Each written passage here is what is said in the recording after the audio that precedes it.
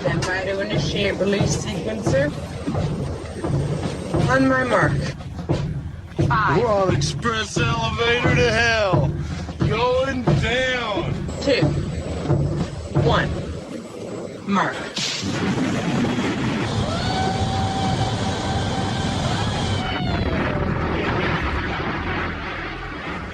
Hello everyone, my name is Mark, aka Derringer. Today is Sunday, September 9th, and you are listening to episode 173 of the Instant Action Podcast, your weekly source for Planetside 2 news and information. As always, I'm brought to you by great listeners like you via the Support the Show tab on instantactionpodcast.com.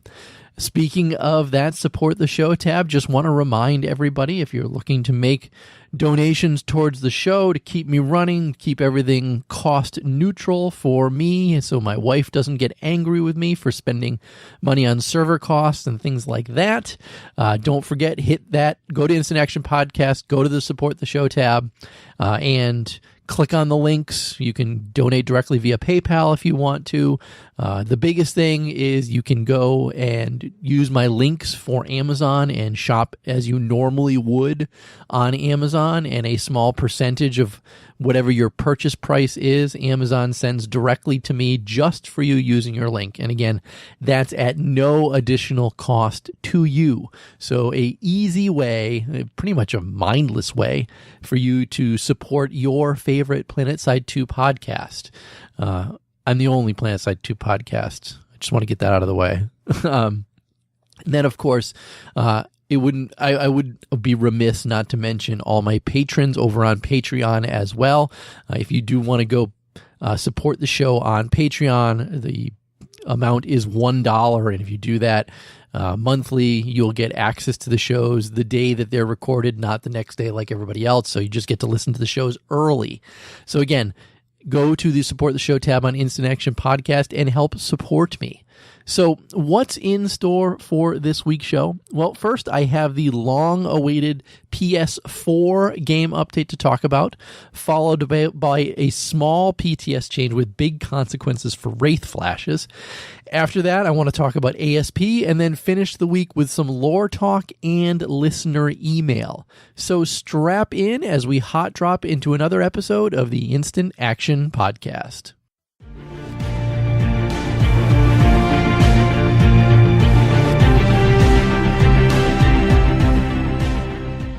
So first up this week, as promised for my Ps4 brethren, your game update has finally arrived. And now, I went over the majority of this stuff way back on episode 170, which really wasn't that long ago in the grand scheme of things. But the majority of the stuff that dropped on the PC side a couple weeks ago is now available on the PS4 side of the game. Of course, no construction stuff is out there because, as we know, construction is still not on the PS4. But let's roll through this stuff. I'm not going to spend as much time in depth on them as I did on episode 170. We're just going to kind of burn through them all pretty quickly. So first off, unstable warp gates remain unstable for 3 hours at most. That's just going to help you guys. Changing warp gates now takes less time overall, bringing it closer to that 3-hour mark before you can trigger continent-wide alerts. Aerial anomalies have been changed, so they now spawn closer to the center of the map. They'll never spawn in the same location more than once, and will respawn at every available location before beginning another loop. They also have a new look, which appear from further away. And also, when you are pulling air vehicles, your discount, if you have the ASP unlocked, shouldn't break when that anomaly event ends. For the meltdown alerts, they've increased the experience gain by 25% for the duration of the alert, so you want to play on those. They also added a new event called Gaining Ground, and what that is, it's similar to the Biolab Tech Plant AMP Station facility captures, but instead it encompasses all large outposts on the continent. And they've also reduced the frequency of the old facility capture alerts at the same time because their goal was to phase those out. Join combat, which they put in parentheses instant action because they know that I'm still around. They've reduced the distance the center of a combat area will search for a valid spawn location, which should change and reduce the amount of available instant action locations, but it will also be less likely to drop you into spawn locations that aren't very close fights. So basically they're sacrificing quantity for better quality. For squad improvements, squad leaders now control the waypoints of each squad leader and no longer has platoon waypoints connected to each squad separately. All squad members can place spawn beacons, though only one can be active at a time. Waypoints have new vehicles, but there's visuals, but they're still a work in progress. And the squad map indicators now show a player's facing direction. And finally, orders chat has been removed and refunded if you paid for it. The implant system got some changes as well. The pool has doubled, and you can also craft non-exceptional implants with ISO4 now. The new implants that were added are Jockey, Survivalist, Athlete, Gunslinger, Heavyweight, Response Jacket, Ransack, Critical Chain, Fortify, Symbiote, Covert Drop, Failsafe, Salvage, Paratrooper, Electrotech, Mobility Mesh, Mending Field, Firewall, Disengage, Avoidance, Bionics, Cold Heart, and Experimental Stims. They also did some adjustments to existing ones, pretty much to Minor Cloak. They fixed the bug where you could turn your class ability on by attempting to fire your weapon while cloaked. Also, they changed the uncloak delay for firing weapon from 1.25 seconds down to 1 second. Moving with it will no longer immediately reset your cloak cooldown, but will immediately uncloak you, so that now short bouts of movement after being cloaked will allow you to re-enter cloak more quickly. Also, firing your weapon now resets the minor cloak cooldown, ensuring that you should no longer accidentally fall into minor cloak while engaged in combat. Sensor shield got some changes as well. The detection range reduction was buffed for all ranks, and the rank 5 benefit was modified so that now while walking you are not detectable by recon devices at all. Aerial combatant got some changes as well. Fuel restorations are now a percentage of maximum fuel regardless of type. And vehicle kills at rank 5 now restore 30% jump jet fuel, and deployables no longer trigger it. Assimilate got changed so that its tier 5 benefit was changed from 30% of current energy to 10% of maximum energy. Nanomesh Specialist got their overshield ability decay changes so that they're slower while stationary. And also even more slower while moving at rank 5. Your depleted overshield no longer has a delay at all before it begins recharging. Deep Operative for the Infiltrator. Whenever you spend longer than a total of 30 at rank 1 or 12 seconds outside of cloak at rank 5 without taking damage, your cloak's visibility will be reduced by 75%. If you die or take damage, it's going to reset that cooldown. Also, killing an enemy at rank 5 will remove 3 seconds from that cooldown. Other miscellaneous implant changes. The ISO recycler no longer gives common implants and will now only yield implants that are uncommon or higher. The breakdown duplicates now shows the proper breakdown value if you happen to own an exceptional duplicate implant. They set a currency cap on ISO 4 at 100,000, and the breakdown value of exceptional implants was reduced to 500. Finally, the overdrive implant should work again for you. For vehicle changes, starting with the Flash, the Buzzard got a whole bunch of changes. There were some major usability issues in terms of tracking targets and estimating drop distance. They changed a lot of the camera pitch and projectile velocity to make that weapon much easier to use. For the Galaxy, its heavy machine gun resistance was increased, its chain gun resistance was increased, and it's to reduce how quickly a Galaxy can be destroyed by weapons like the Liberator's Vector and the Valkyrie's Wyvern, or Wyvern, however you want to call it. Valkyrie got its nerf that came to the PC side, so sorry PS4 players, you now have the shit Valkyrie as well. Its Wyvern's minimum damage was reduced to 143, but the big thing is that its resistance to small arms was reduced from 96 to 75. Basically, people are saying that with single clips of LMGs, you can now take down Valkyries. Sorry, Valkyrie pilots, it's much harder to get from point A to point B now. Moving on to the Lightning and main battle tank main cannons, they made a whole bunch of changes to blast radius, direct and indirect damage on the heat, the AP, and the HESH for all of them. And what they're doing is they're moving away from HESH allowing for one-shot kills indirectly, and instead they've increased the consistency of its blast damage in an area. At the same time, they rebalance the direct damage output and reloads of certain weapons to bring their damage output to a level where they'll feel like more viable options. Just a note, on PC, we still not are completely happy with these changes. But again, PS4 side, if you haven't played in a while, you might want to log in and actually give them a try and make your own judgment call based on them. Other miscellaneous changes, IR smoke should no longer blind you during certain times of day.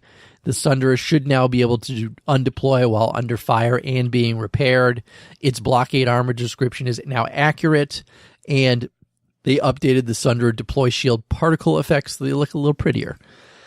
Moving on to infantry changes, the repair tool now repairs with fire and deconstruct with alt fire. That's fire button and alt fire button. Flak armor, they removed the tank shell resistance, give it at rank 3 and above. They also removed the mention of C4 and tank mine resistance to the description prior to rank 5 because you weren't getting them prior to rank 5. They also removed all sway on one-time IRNV optics. They updated the Spitfire turret. This is what I'm really happy with on PC side. There's no longer a limited usage of it, and instead it's on a cooldown. And if you go in and upgrade your turret, you can reduce the cooldown by 5, 10, or 15 seconds from a base of 35 seconds. This is a very nice quality of life change, honestly. In the past, you could only drop down one Spitfire turret, and then you had to go resupply or die or whatever to get another one. Now you just have to wait 35 seconds, or if you reduce it, you don't have to wait nearly as long, and you can drop a new Spitfire turret somewhere else. It's a really great quality of life change that I'm very happy with. Next, they made changes to a whole bunch of suppressors in the game. They basically all updated them to their descriptions to have more detailed information. It no longer reduces maximum damage range, and the velocity standardization to 15% for all weapons was put in place. The reason for this is because the penalties varied wildly from one weapon to another, and in most cases, people were not using them as a result. So they streamlined a lot of those stat changes to make them easier to understand and more worthwhile to use. They also reduced the velocity increase. They increased the velocity increase on high velocity ammo to 10%, and they increased the velocity debuff on soft point ammo to 10% as well. And then other than that, to pretty much every weapon that has a suppressor on it got some sort of velocity increase or velocity penalty reduction, and also had some max damage changes as well. Moving on to the T2 Striker, which is the Terran Republic rocket launcher. They decreased the projectile lifespan from 5 to 2, and what it does is it brings the Striker's range to 445 meters, which basically means that's as far away as a vehicle will render for you. So if a vehicle's out of render range, you won't be able to hit it with your Striker. The R3 Swarm, which is the common pool rocket launcher, had its lock-on distance doubled and its lifespan more than doubled. What it does is it doesn't really change the initial lock-on distance, but it increases its distance and duration at which launch rockets now follow their targets. The Masamune, also a common pool rocket launcher, had its gravity reduced from 2 to 1.5, but that's a buff for it because now they'll travel a little bit longer before they actually arc into the ground. The Fujin, which is your knife, NSX Fujin, got its default amount increased to 2 from 1, and if you have Grenade Bandolier equipped, you will increase the amount equipped by 2 per rank. And they also updated the projectile model of the Fujin itself. They also made a few other miscellaneous infantry changes. Wielding knives and medkits shouldn't make you run like you're insane, silly, you know what I mean if you saw the videos. The Dragoon's reload animation should work correctly now. EMP grenades once again overheat mana turrets, and they fixed an issue with the Obelisk manual calibration attachment where the heat bleed off rate was more severe than intended, and was giving 5 additional shots rather than 4. Now for some miscellaneous additions and improvements to kind of wrap this up. I'm just going to pick out a couple here that I want to talk about. And really, there's like 15 or 20, but the 2 that are the biggest ones for me was that you can now set your faction map territory colors independently from facility object colors in the interface setting, and it just gives you a much better way to kind of pick out facilities on the map. It's really actually nice. And also the biggest one for me, facility alerts will always provide some sort of reward for you now, even if the case of a draw, which was absolutely annoying, and you guys all know it just like I do. So there you go, PS4 folks. You did finally get the fanning the fire teams, as they call it, but for you guys, fanning the fire game update. The biggest disappointment in this that you guys got as well is the Valkyrie. If you fly the Valkyrie, or if you're just a passenger in the Valkyrie, you're going to know you're going to get shot down more often than before, and I'm sorry. You're kind of stuck with it like we are on PC side. Other than that, there are some good changes in this. I do have to say the increase of the implants is big. The squad improvements is big as well. Getting the new gaining ground, adding the XP to the meltdown, the warp gate charging time changes. Those are all good things for gameplay, especially if your server is not as highly populated as others. And I haven't checked the PS4 numbers lately to see, but certainly not a bad thing to have those changes put in place. So again, it did take a couple weeks, but hey, it's here. And with that, let's move on to our second topic this week.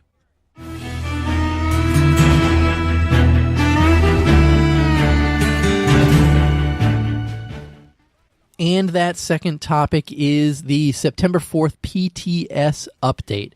Now, this is a very small update, but there's actually some big stuff in here. So, first, starting with miscellaneous fixes, the vehicle discounts for ASP should no longer break. They finally tracked down this bug. This was basically at the end of one of the events where you got discounted vehicles. You would no longer get those discounts at the end of them. You'd have to relog in order for that to be fixed. They have tracked that down and they have fixed that. Again, this is just on the PTS. This stuff hasn't come to live yet. They also fixed an issue that was causing the Electrotech implant and a few others to trigger on resource depletions that weren't shields. That's a big one to fix. They also added something new called impulse grenades for light assault. And this is a new grenade type to play with on the test server. And there are no plans to push it to live at the moment. Just go in and actually play around with it. And of course, you're probably saying to yourself, what the hell does an impulse grenade do? Because the PTS notes, if you read them, really give you no information. But what the impulse grenade does, when you throw it, it detonates instantly when it hits the ground, and it has a knockback effect. So if you're really close to it, it's going to push you away in a different direction. You're going to fly off in a different direction. And if you throw it at an enemy, it will knock them back in a different direction as well. I'm not going to lie, these things are pretty goddamn awesome, and I'm sad that there are no plans to push them to live at the moment. I mean, being able to throw these into, some sort of heavily fortified position and knock people all over the place is got to be an amazing grenade to use within the game itself. So I'm hoping that enough people say to the devs, let's bring these into the live game so we can actually play around with them on live, because it's kind of an interesting grenade. Interesting also that only light assault get to use it, but hey, something else for the light assault arsenal. I really, really hope that we see these come to live because they are really cool. Yeah, they could be horribly broken within the game itself and everybody could hate them, but they look like a lot of fun right now on PTS. Now, the biggest change, though, on the PTS is to the Wraith Cloak, and this is your flash. Basically, they're kind of breaking the Wraith Cloak on the flash because there's a lot of complaints regarding it. People think it's broken within the game itself. I don't know that I necessarily think that it's broken, but I think they might have gone a little too far with the Wraith Cloak like they did with the Valkyrie on this one. So what they've done is they've added a 10-second reuse delay after exiting cloak. So basically, you're driving around cloaked. If you uncloak, you're going to have to wait 10 seconds before you can cloak again. They did, though, increase the energy pool by 33% at all ranks. So you should be able to keep yourself cloaked longer. However, they also added something for where you activate Wraith Cloak. It's going to consume 25% of your maximum energy pool upon activation. So basically, you're going to be driving around, you're going to pop your Wraith Cloak, it's going to eat 25% of your energy, and then it's going to tick down as normal. Then if you uncloak, you're going to have to wait 10 seconds before you can cloak again. And the dev's goal here is to kind of increase the player's risk for toggling off stealth. They want you to kind of choose your targets more carefully when you're ambushing them. And I agree that there were some real issues with basically Starfall flashes in the game right now that are able to kind of uncloak behind a vehicle, blast the hell out of it, and then recloak immediately and drive away and not be found. And there were also a lot of instances where people would cloak and then uncloak, drive people over, or uncloak and shoot. And it's kind of annoying, but I just don't like the change that they've made here. A 10-second reuse delay feels like a lot. So if this is something you're dissatisfied with as well, it's on PTS right now. This is not on live. This might be something that you want to complain to your devs about if you're unhappy with it. I really think the 10-second reuse delay is a bit long. Maybe a 3-second or a 5-second something. 10 just seems a lot long to me. That's the September 4th PTS update. Again, it wasn't a large one, but there's some interesting stuff out there. And with that, let's listen to this week's Veteran's Voice. Take it away, Romus. As long as the fighting rages on Araxis, there will be a constant battle between those who think of the team and those who think of themselves. I present you with the almighty controversy about the kill-death ratio. KDR is useful in many first-person shooters, but less so in Planetside. It is indeed a metric of how many planet mans you eliminate, but it does not measure how effective you are to the end goal. On Araxis, we fight to gain ground and lock down territory. We don't necessarily need to farm shitters to do that. Deterring the enemy from fighting can be just as effective as actually neutralizing them. If they're not on the point contesting the capture, then they're not taking a base. This means that this game plays more like a first-person version of StarCraft or Command & Conquer than your average Call of Dipwads. A sniper, for example, doesn't need to kill mass quantities of people. They just need to make it clear to Captain Freedom over there that walking into his line of fire is a bad idea. This changes the battle from being on the point, capturing the base, to a minigame of 50 caliber whack-a-mole. As for the enemy, they need to now counter-snipe or go after that sniper. This is how you win battles without an overwhelming population advantage. If you can make the enemy constantly react to a change in threat, you will gain the upper hand. One properly positioned soldier with the right weapon system can make a difference, whether it's a sniper rifle or a tank. Don't think that because you're not a 5 KDR that you're useless. And don't let anybody tell you that. Remember, the only difference between a scrub lord and a Superman is learning from your mistakes. I'm sure Derringer has more to say. Off you go. I have some more important business to attend to. Who's a good kitty? Yes, you're a good kitty, Sergeant Tibbs. Would you like some catnip? I bet you would. Woozy woozy woo's a good kitty. Thank you, Romus and Sergeant Tibbs, which should be Lieutenant Tibbs. I mean, come on. Give your cat a promotion. I do have a lot more to say. So let's move on to topic number 3 this week. And I want to take a moment and just talk about the Asp Sidearm Primary. So for those that don't have it unlocked, and very few people have it unlocked, Basically, if you have sidearm primaries as your ASP unlock, it allows the use of sidearms in your primary weapon slot. And this past week, one of the folks over on Reddit, I should look up who that is. It was written by Second Pass, said that the ASP sidearm primary should be stalker friendly. And he says that he'd surprised if more than a handful of people have spent their ASP point on it, because when you're in a stalker, your primary is locked out. So his suggestion is, why not alter the way stalker cloak limitations work, allowing them to use the primary slot when the ASP perk is given, but limit what kind of weapons that they can actually use. So it should just be limited to pistols, sidearms, things like that, not shotguns, etc. Something like that. So, I mean, if you want to have a black hand and underboss, you want to have a commissioner and the crossbow, sure, why not?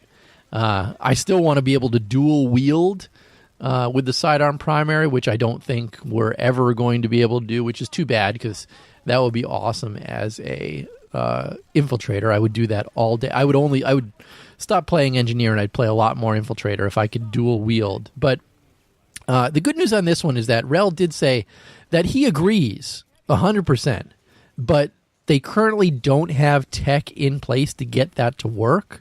But he did say that they'd like to enable it eventually. So that gives me some hope, and any other stalker infiltrators out there. I do play a little bit of stalker infiltrator with my Derringer pistol when I get a chance.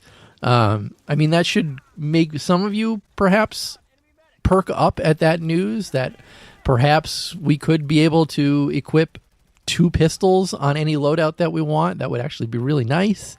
In Stalker, it's something I would definitely be all over. So let's keep our fingers crossed that Rel wants to push something like this sooner rather than later, and they can work on the tech to get that to work. Again, it's just kind of a little one-off thing that I saw, but I really like playing Stalker Infiltrator when I can, and I would definitely spend an ASP point on it if I could get 2 pistols going, and I'm sure a lot of you guys would as well. But with that, let's move on to our 4th and final topic this week.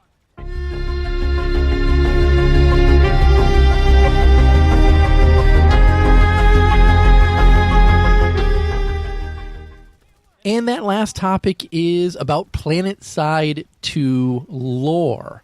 So if you guys missed Twitter, they tweeted about it, but also there's a section in the feed on the planetside2.com website. They now have a historical archive, an audio recording from February 11th, 2738. It's actually brand new lore out there on the Planetside 2 website. So when they said not too long ago that they were going to start focusing more on lore, they weren't kidding. It's a brand new one, and it's kind of exciting that we get an actual brand new one. And it's some interesting stuff. It talks a lot about Henry Briggs. If you don't know who Henry Briggs, he was a xenobiologist. As part of the lore in Planetside 2, one of the first people to find one of the Vanu artifacts. He was the first person to kill himself and then be reborn via a Vanu artifact. And basically, that's the whole premise of Planetside 2, is that you're able to respawn. He's the first person that it ever happened to. And it's really nice to get a little piece of lore about that. And I really enjoyed reading it. I'm going to include a link to it, so anybody else who's interested in lore who hasn't had a chance to check this out yet, go ahead and check it out. And I'm wondering if this big push on lore is also going to be somehow tied to Osher, with the Osher announcement last week that potentially there could be some sort of Vanu artifact in the middle of Osher. That would be cool if maybe some of this other lore is pointing to it. Also, speaking of lore, our good friend Margaret Crone, who you guys know affectionately as Luperza, also released this week some short stories that she had written. Well, she didn't release this. Somebody else linked these, because these were actually done a bit ago. Back in 2015, she had released these. But they've cropped up again, so if you're interested in more lore, I'm always happy to promote Maggie's website, I'm going to include a link to this as well. You guys can go read the 2 little short stories that she wrote as well. A lot of interesting stuff about lore now because that everybody's excited about it. And I love Maggie, I'm not going to lie. She and I go way back in Planetside 2. She was the first Planetside 2 developer that I met. Of course, she's not with Planetside 2 anymore, but she was the first one that I met and had done nothing but great things for us back when we were on Reachcast. And I've been following her career ever since outside of Planetside 2 and beyond. So I'm always happy to give Maggie a plug when I can. Miss you, Maggie. And with that, let's move on to housekeeping this week. Housekeeping. Housekeeping. Come back later, please. Housekeeping. Not now. Housekeeping. Go away. I coming anyway? And I did get one email this week. It was from Phoenix Briggs, and he writes, I congratulate you on that vacation. Hope your relationship lasts a long time, but to business. I remember the days of a PS2 beta with only Amrish open, the days when everyone played medic and light infantry, the days when vehicles were broken. Now we get massive battleships as spawn points, new continents. Can we finally actually go near an enemy's warp gate to destroy the infidels? Sorry, getting carried away.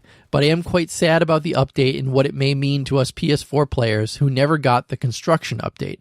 If making walls in PS4 was too much for the console, will having giant battleships as warp gates break the console as well? I am happy yet also reluctant about this new continent update. Phoenix Briggs, Valkyrie pilot of the TR, signing off. Well, Phoenix Briggs and some of you PC folks reading this are probably saying, there was no Amrish during the PS2 beta. Phoenix Briggs is definitely talking about the PS4 beta when they had Amrish. Of course, PC side, we only had Indar back then. But yeah, they had just Amrish, and people there did play Medic and Light Assault, pretty much basically it. Vehicles were broken constantly too. But I do kind of agree with you, Phoenix. Well, I don't know. I don't know that I agree with you too much because... yeah, the issues with construction is that there's just too much going on and it absolutely crashes the frame rates of everybody on the PS4. I don't know that adding a new continent could technically do that because, again, you're getting rid of the warp gates. Instead, you're having, the Bastion fleet carriers in the sky. I don't know that that's necessarily going to break the PS4 like the issues that they're having with construction breaking PS4. But I guess we're just going to kind of have to play the wait and see game on that, are we not? And Phoenix Briggs, I'm going to apologize in advance since you're a Valkyrie pilot and you'll be dealing with all the Valkyrie changes on the PS4 now. Anyways, that's going to be it for this week's show. How can you get in touch with me or the show? As always, start by visiting my website, www.instantactionpodcast.com. Send me an email like Phoenix Briggs did, instantactionshow@gmail.com. Call me, leave me a voicemail, 347-4VM-4PS2 or 347-486-4772. Follow the show on Twitter, InstActPodcast, or my personal Twitter is @TheDerringer. But as always, in closing, if you've enjoyed the show, please leave me a review on your podcast listening avenue of choice, whether it's iTunes, Stitcher, Google Play, or anywhere else. Also, feel free to tell your friends and outfit mates about the show. And finally, thanks for listening, and keep spamming that Join Combat, formerly known as Instant Action button.